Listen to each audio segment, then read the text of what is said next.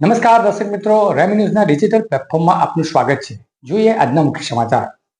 સુરત જિલ્લાના પલસાણા તાલુકાના લાખણપુર ગામે પોસ્ટ વિભાગમાં લોકોના ખાતામાંથી પૈસા ઉપાડી છેતરપિંડી કરનાર ઇસમની પોલીસે ધરપકડ કરી છે. પોસ્ટમાં ભરનાર લાખો રૂપિયાના ગ્રાહકોના ખાતામાં નહીં ભરી બનાવટી ખાતા બુક બનાવી ગ્રાહકોને એન્ટ્રી પાડી આપી હતી. મોબાઈલ નંબર પણ બદલી ખાતા બંધ કરી પૈસા ઉપાડી લીધા હતા. સુરત જિલ્લાના પલસાણા તાલુકાના લાખણપુરના પોસ્ટ માસ્ટરે કરી એનઆરઆઈ અને આદિવાસીઓના ખાતામાંથી લાખોની ઉચાપત. પોસ્ટ માસ્ટરે એનઆરઆઈના ખાતામાં પોતાનો મોબાઈલ નંબર નાખી ઓટીપીના માધ્યમથી રૂપિયાની બીજાના ખાતામાં ટ્રાન્સફર કર્યા હતા. એનઆરઆઈ તો ઠીક, પણ આદિવાસીઓના અલગ અલગ સ્કીમો, બચત ખાતાઓ ખાલી કરી નાખતા માથે હાથ મૂકવાનો વારો આવ્યો. એનઆરઆઈ તેમજ અન્ય ગરીબ આદિવાસીઓના ખાતામાંથી કરોડો રૂપિયાની બારોબાર ઉચાપત કરી પોસ્ટ માસ્ટર લોકોની મહેનતની કમાણી પચાવી પડી હતી, જે બાબતે પલસાણા પોલીસમાં ફરિયાદ થઈ હતી. મારું નામ સંજયભાઈ ગોપાલભાઈ રાઠોડ. હું ગામ લાખણપુરમાં રહું છું અને અમારે પોસ્ટનું કૌભાંડ થયેલું છે, એના માટે અમે અહીંયા આવ્યા છે. તમારે કૌભાંડમાં શું થયું અને કેટલું થયેલું છે? હવે અમારા કૌભાંડમાં એવું થયું કે અમે ફિક્સમાં 50,000 રૂપિયા મૂકેલા હતા 20/8/2024. એમાં પછી ગામનાને બધાને ખબર પડી કે પૈસા જતા રહેલા છે, એવી રીતના ને એક સેવિંગ ખાતામાં મૂકેલા હતા. કેટલા? તે તો 15,000 છે તેમાં. હવે તમારા ગામમાં કેટલા જણા સાથે થયેલું છે? હવે એમ જોવા જાય તો આખું ગામ જ બધું સંડોવાયેલું છે આમાં.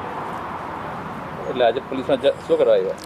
હવે અમને બોલાવ્યા છે અમારા જવાબ માટે. એ માટે અમે અહીં હાજર રહેલા છે.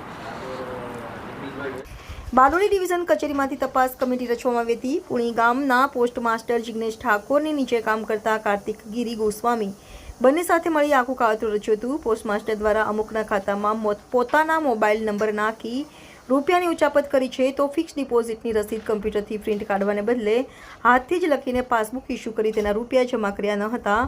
ખાતેદારના મોબાઈલ નંબર બદલી નાણાં અન્યના ખાતામાં ટ્રાન્સફર કરી લેવાતા હતા. સાંભળીએ.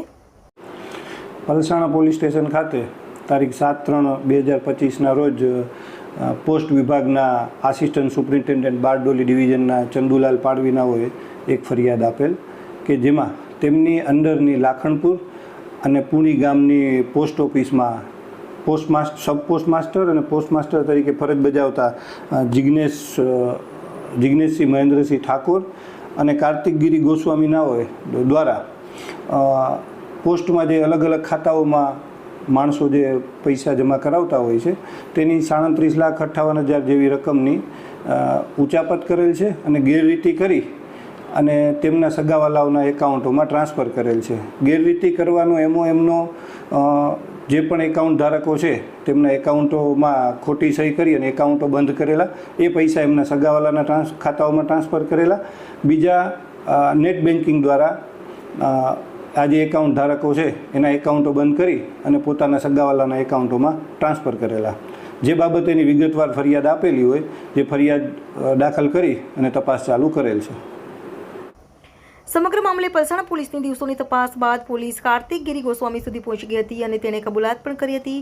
જે કબૂલાત કરી એ સાંભળીએ પોલીસ પણ વિચારતી થઈ ગઈ હતી. પબ્લિકના માણસો દ્વારા અલગ અલગ યોજના હેઠળ નવું ખાતું ખોલાવી તેમાં જમા કરવા માટે આપેલ નાણાં એકાઉન્ટ ખોલ્યા વગર બનાવટી પાસબુક બનાવી આપી હતી. જે નાણાં પોતાના અંગત ઉપયોગમાં મેળવી લઈ કુલ 37 લાખની સરકારી નાણાંની ઉચાપત કરી સરકાર તેમજ લોકો સાથે છેતરપિંડી કરી છે. સદર ગુનો દાખલ કર્યા બાદ તપાસ દરમિયાન લાગતા વળગતા જે પણ સરકારી સાહેદો છે તેમજ પબ્લિકના ભોગ બનનાર માણસોના સાહેદોના નિવેદનો લઈ તપાસ ચાલુ કરેલ અને તપાસ દરમિયાન આ લાખણપુર બ્રાન્ચ પોસ્ટ માસ્ટર તરીકે ફરજ બજાવતા કાર્તિક ગિરી ગોસ્વામીનાઓ મળી આવતા તેમને અટક કરેલ છે અને અટક કરી અને નામદાર કોર્ટમાં રિમાન્ડ સાથે રજૂ કરેલ છે. નામદાર કોર્ટે હાલે 15 તારીખ સુધીના રિમાન્ડ દીધેલ છે અને આ તપાસ દરમિયાન હજી લાખણપુર તેમજ પુણીમાં પબ્લિકના એકાઉન્ટ ધારકોની સંખ્યા ખૂબ છે, જે તપાસ ચાલુ છે અને આમાં હજી એકાઉન્ટ ધારકોમાં ભોગ બનનારની સંખ્યા તેમજ આ જે રકમ 37,58,000 છે તેમાં પણ વધવાની શક્યતાઓ રહેલી છે. ઉચાપત કરેલ નાણાં સગેવગે કરવા માટે ગ્રાહકોને જાણ ન થાય તે માટે અલગ અલગ તરકીબ અજમાવી હતી. પુણે સબ પોસ્ટ ઓફિસમાં ગ્રાહકોના નામના 2 બનાવટી એકાઉન્ટ ઓપનિંગ કરી ઉચાપત કરેલ નાણાં એકાઉન્ટમાં ટ્રાન્સફર કર્યા હતા. તેમાંથી ઇન્ટરનેટ બેન્કિંગના માધ્યમથી પોતાના સગા સંબંધીઓના એકાઉન્ટમાં ટ્રાન્સફર કરી લીધા હતા અને હાલમાં તેઓ દ્વારા કરવામાં આવેલ ઉચાપતની અન્ય વધુ તપાસ શરૂ કરતા ભોગ બનનારાઓ તેમજ ઉચાપતનો આંકડો કરોડોમાં જનાર છે.